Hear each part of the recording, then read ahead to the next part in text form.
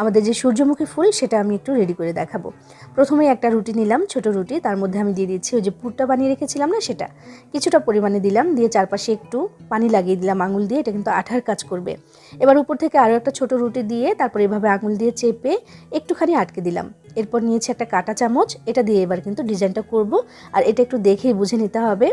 তো এই যে দেখুন আমি এভাবে করে আটকে দিচ্ছি বা এভাবে করে একটু করে চাপ দিয়ে দিয়ে আমি ডিজাইনটা বসিয়ে দিচ্ছি।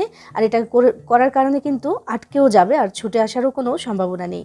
আর এই যে প্রত্যেকবার যে আমি চামচটা দিয়ে যেভাবে করলাম, তো মাঝখানে যে একটু করে গ্যাপ রয়ে গেছে না, সেখান থেকে আমি এভাবে করে পাপড়ির জন্য কেটে নিচ্ছি একটা ছুরির সাহায্যে।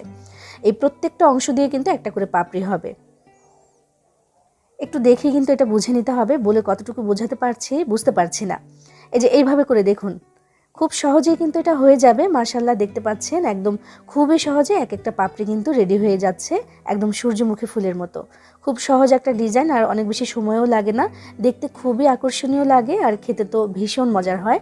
আর পুরটাও কিন্তু অনেকটা বেশি স্বাস্থ্যকর বটে, আর খেতেও কিন্তু মজাদার হয়। তো দেখুন, খুব সুন্দর একটা ফুল কিন্তু আমি রেডি করে নিয়েছি। একইভাবে এখন সবগুলো নাস্তা আমি রেডি করে নেব। মাশাআল্লাহ, সবগুলো নাস্তা কিন্তু আমার রেডি হয়ে গেছে, আর একদম সূর্যমুখী ফুলের মতো লাগছে, আকর্ষণীয় লাগছে। এবার এগুলোকে আমি ভাজার জন্য চলে যাব। আর